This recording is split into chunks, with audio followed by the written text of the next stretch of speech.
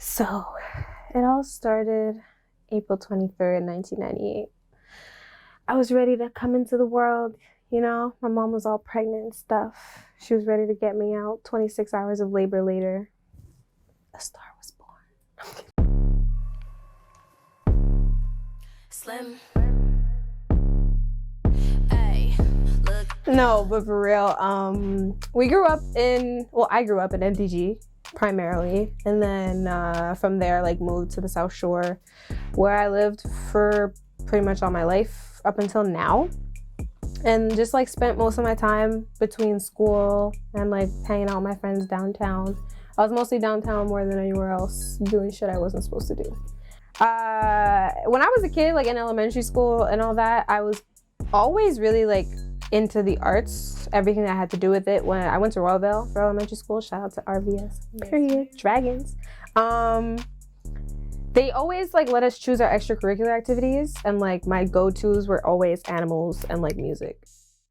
Tu veux qu'on continue sur ça ou on fait plein de mots? Yeah. Vas-y, bro. Well, let's just finish it because it's really small. Yeah. Yeah, can you turn up the volume, please? Say that you love me, cause you know you do. No one above me, and you know it's true. No one can do to you the things that I do to you is true. See, you can act like you don't feel shit, baby, I know that you do. Act like super futures now, and you want me like some glue. Just say that you love me, no, but you're bummy. I ain't waiting for you, cause see, only if I'm too long, you're the mother hoes gon' fall through. When it comes to music, I've always kind of been in that world just because of the things I was into, like I just said, but also my mom. She was in the choir at my church when I was growing up, so I would always go with her to church when she was singing, and I would also be at her rehearsals with her friends and with the other choir members. And that's when I first got my intro to singing and just musicality in general. Slim.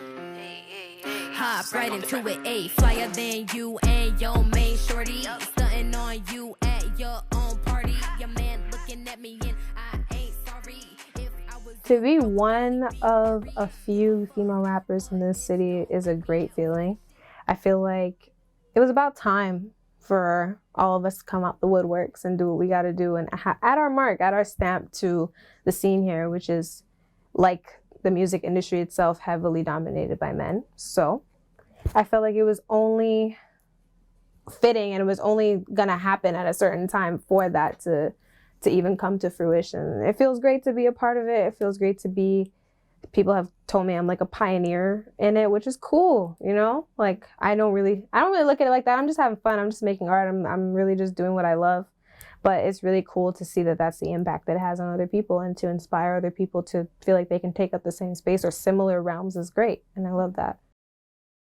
If I could define my style of music and fashion in one word, it'd be multifaceted. Elle a son propre style. Son propre style. Quand je dis son propre style, c'est pas juste musicalement, mais son propre style dans sa personnalité, dans sa façon de s'habiller. Et des fois, les gens vont dire comme, tu sais, on va toujours parler des trucs musicaux, mais oui, un artiste, oui, c'est musical, mais c'est aussi qu'est-ce qui est, comment dire ça, qui est derrière le musical, toi. Donc, tout ce qui est personnalité, amitié, donc, elle a son propre vibe, elle a son propre énergie, elle a son propre drip, you know, elle a sa propre façon de faire et tout. C'est ça qui fait que c'est différent, toi. One of my biggest inspirations in female rap is Missy Elliot. I really admire her artistry as a whole, from fashion to her producing game, to her pen, to her delivery, to music videos, to direction, all of it. I really just think that she's the epitome of what a multifaceted artist is. Inappropriate for anyone who be hating. Listeners' ability to flex on everybody is strongly advised.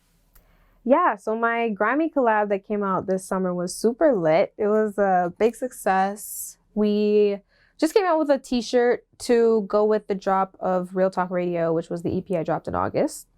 And the way we went about that was me and my team, so me, Amy, Tom, and Leandra, we're just talking about what we wanted to do to kind of keep with my own aesthetic of like Y2K fashion. So Leandra came up with the idea to do a caricature of me that was similar to my pony video shoot, but also the flex video because of the pink hair, because that's something that everyone like that's what is like notable to people. So we kind of wanted to do something like boardwalk style. At first we were like, hey, let's airbrush it, but then we were like, that doesn't really make sense to be doing X amount of shirts by hand. It's not like the most cost effective or efficient.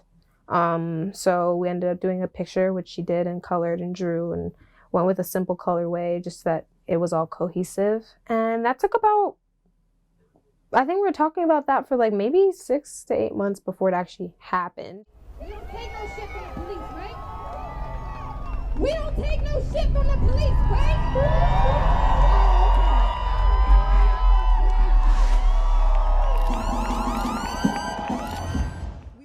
Working with Occupy the Hood was amazing, as always, and I got to work with them again. And it was really nice to work with an organization that was like, had the intention to bring awareness to a really important issue that a lot of people think has nothing to do with Canada, but it very much does. And so to put that at the forefront was really important to me, and having that intention set in going to the performance, I think is what made me bring that energy out.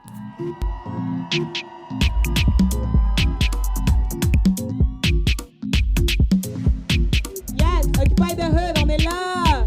Yo, the performance at Occupy the Hood was everything, because I hadn't even had any music out, and I was scared shitless before getting on that stage, to be honest. When Mansa asked me to do it, I was like, of course I'm super down. I'm always up for the challenge, even though I had never done it before. But I was a little nervous because like none of the music was out, and that was my first shot at like performing in front of a huge crowd control, engaging with the audience, and honestly, I killed it. During hard times, I would say that my safe space is definitely the studio or my room with my phone, writing about it or talking to my friends about it. But definitely getting on the mic and like letting it out is one of them. That's felt really surreal and amazing, because I leave here like with a weight lifted off my shoulder, because it's either situations that I haven't been able to talk to people about, or just didn't want to, you know what I mean? I just felt like it was a moment that I needed to release and move on. And when all else fails, the microphone's right there.